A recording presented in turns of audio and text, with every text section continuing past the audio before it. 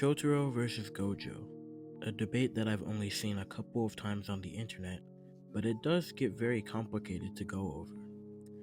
Both characters represent the pinnacle of power in their respective verse. Many people believe it's a complete sweep for Gojo and that Jotaro cannot bypass infinity, while some people believe it's a complete sweep for Jotaro and that he can bypass infinity. Which one is the true outcome? That's what we'll go over in this video. Gojo's section should be pretty easy to go over since he's the strongest in the verse and represents the peak of power outside of Sukuna. So logically, he should be above every other Jujutsu sorcerer or curse in the series. We can give Gojo a baseline of town level as he would casually scale above Jogo's maximum meteor, which is town level. Which is consistent as Gojo's maximum purple is also around large town level. For some potential higher ends, we can use Gojo's earthquake that he caused during chapter 221 after being unsealed from the prison realm, which calcs assert to be a city to island level feat.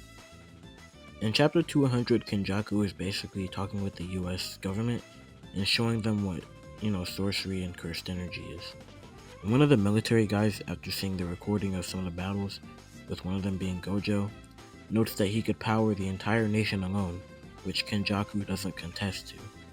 Assuming he would be powering the US for 3 months at least, the energy required to accomplish a feat like that would put Gojo in the island level ranges.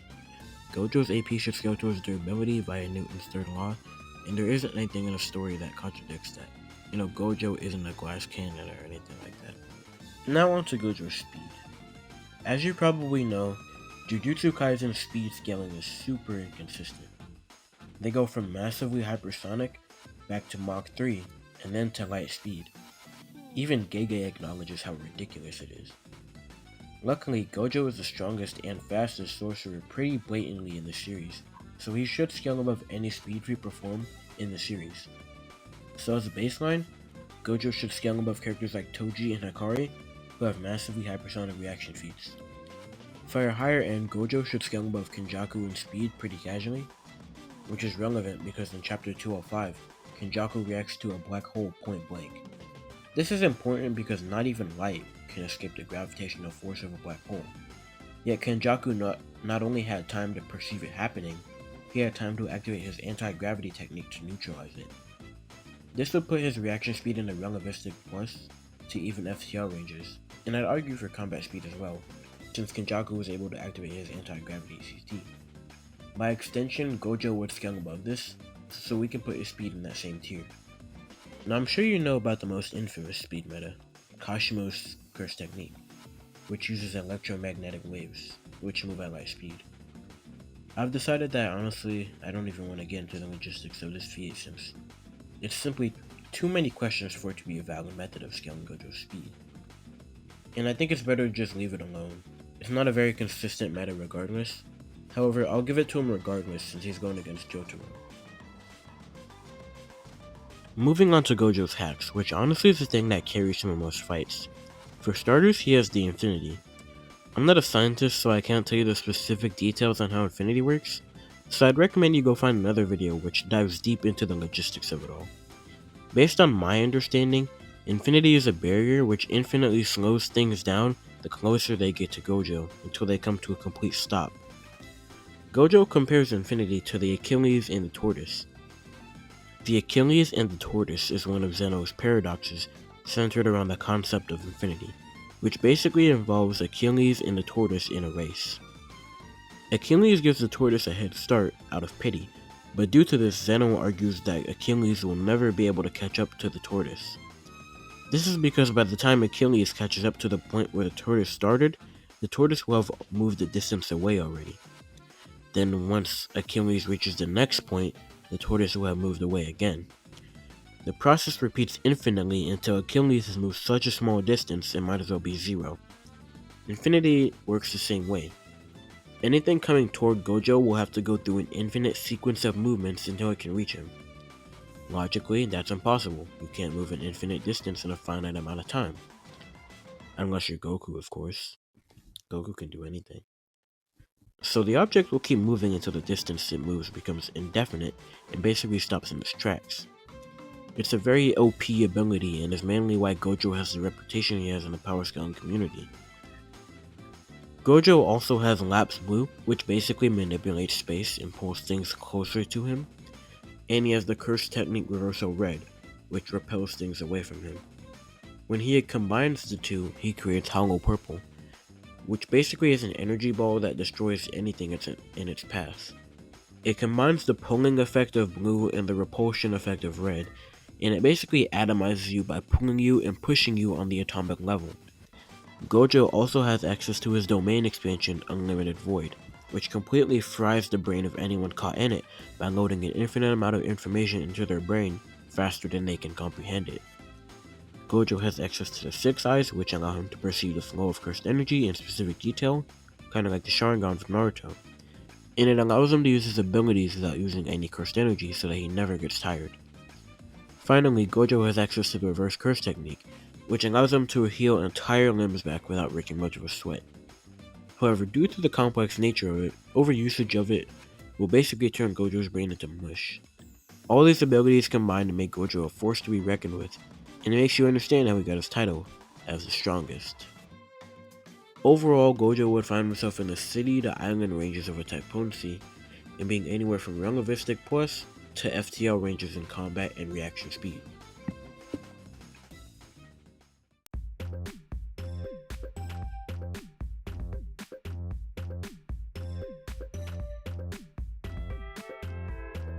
Guys, it's me waving out something. I'll be doing the Jotaro scaling for this video. And Plush forgot to mention this is a collab video because he has like 50 brain tumors. Anyway, let's start. To this point, I haven't really specified which Jotaro we're using. So to be clear, I'll be using part 6 Jotaro as I think it has the best scaling. Even though it's implied that part 3 is prime Jotaro, part 6 also implies that Star and Platinum hasn't gotten any weaker, and they both have 5 seconds of time stop. Even if part 3 is his prime, he's only stronger by an unquantifiable amount, and it really doesn't have that much of an effect on his scaling. Part 6 Jotaro also has way more combat experience, so I think he's just better suited for this matchup. Part 6 Jotaro also doesn't have many DC or AP feats, so we can just upscale him to part 3 Jotaro. Yeah, I know part 3 Jotaro isn't supposed to be stronger, but like I said, it's an unquantifiable amount. And the stats stay relatively the same throughout the series, so as far as I'm concerned, part 6 and part 3 are equals. Before we look at any feats, it's important for us to establish that Star Platinum is the strongest stand, or at least has the strongest stand ability. It's stated numerous times throughout Part 3 and Part 4 and Part 6, even in guides that came out after Part 7.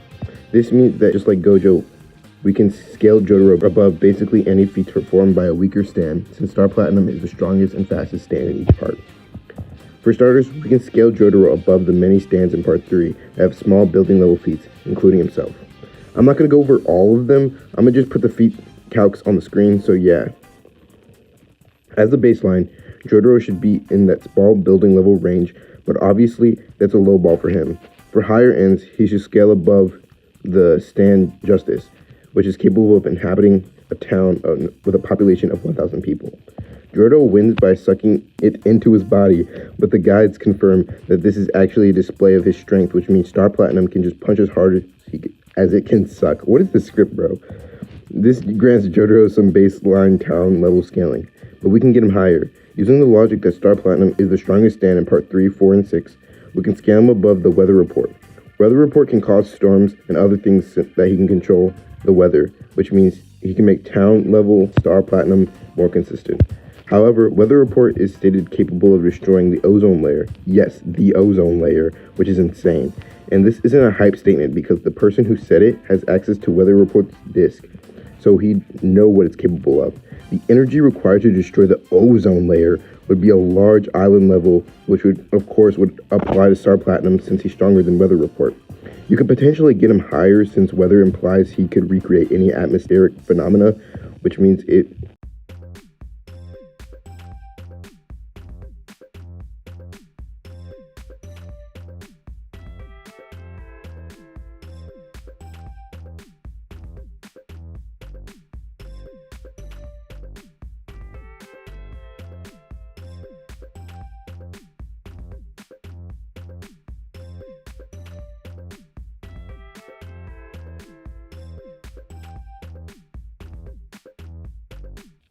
As for speed, Star Platinum is the word for word stated to be light speed in part 6, but you can get him there even before that. In part 3, Polnareff, I don't know how to say that, Polnareff,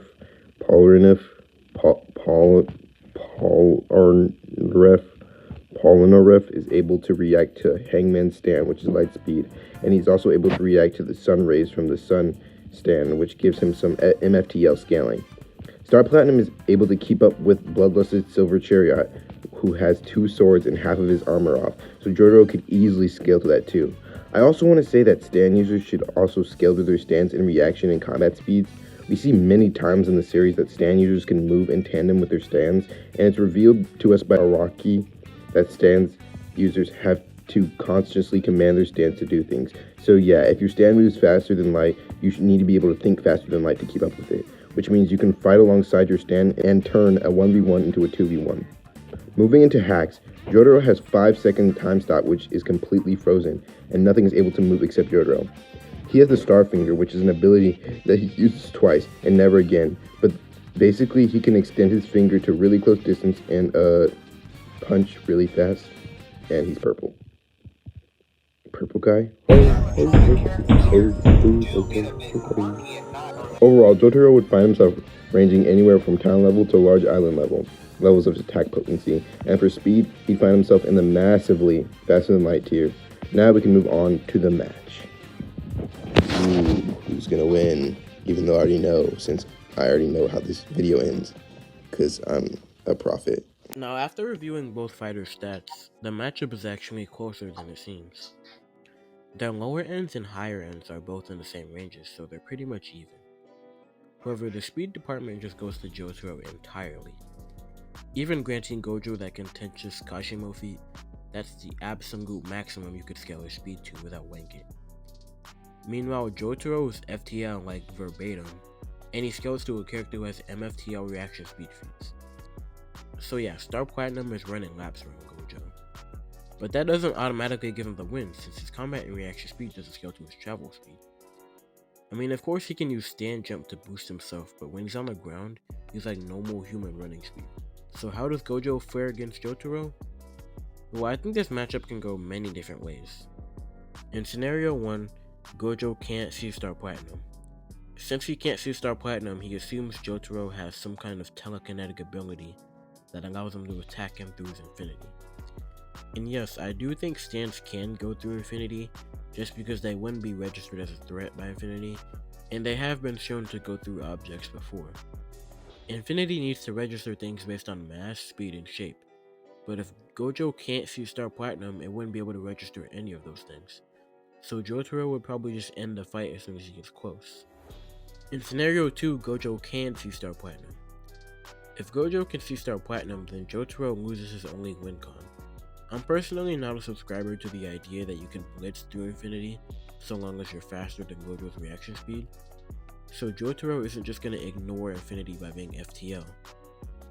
As I outlined earlier with the Achilles and the tortoise, you need to complete an infinite sequence of movements to bypass infinity. Infinity is fully automatic, as it is implied to be through numerous times throughout the story.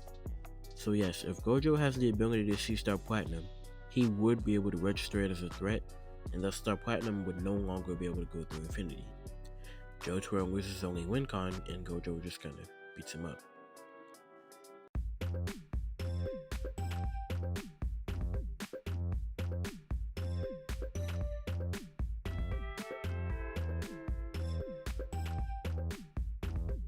Scenario 3. This is the same scenario as scenario 2, but if you think Jotaro can bypass infinity during his time stop. Infinity requires a constant maintenance of cursed energy pouring into it, so in theory, if Jotaro stops time, it would stop the flow of cursed energy and effectively turn infinity off. After that, Jotaro could just barrage him to death. In my opinion, this is a viable win con. It makes sense to me. Scenario 4. In this scenario, Gojo activates his domain and Jotaro becomes brain dead. One of two things can happen here. Gojo rushes in and crushes Jotaro's heart, like he tried to do against Sukuna, or he just fires a hollow purple. Every time Gojo uses his domain in the series, he uses it as an opportunity to close the distance, so I believe he would do the same here. but once he gets close, it's over. Star Platinum would come out and crush his skull. In part 6, we see that Star Platinum still defends Jotaro even when he's brain dead. So yeah, if Gojo uses his domain and gets him close, it's over. This was a nice scenario thought of, and I think it might actually happen if they did fight. Moving on though. In my opinion, the winner of this matchup is probably Jotaro. Time Stop would allow Jotaro to dodge any projectiles that Gojo uses, and eventually they would come to blows with each other, where Jotaro would just dominate. I'm leaning more towards Gojo not being able to see Star Platinum, just because the versus power systems aren't very similar, so I don't think you can equalize the versus and allow the 6 sides to see stands. And Jotaro would know to target Gojo's brain to stop his RCT because he would assume Gojo is a vampire, and he knows to kill a vampire you have to target their brain. Isn't that convenient? Overall, I think Jotaro wins this with high difficulty. But what do you think though? Do you think I got anything wrong? Let me know in the comments. And if you liked the video, consider subscribing. As always, see you next video.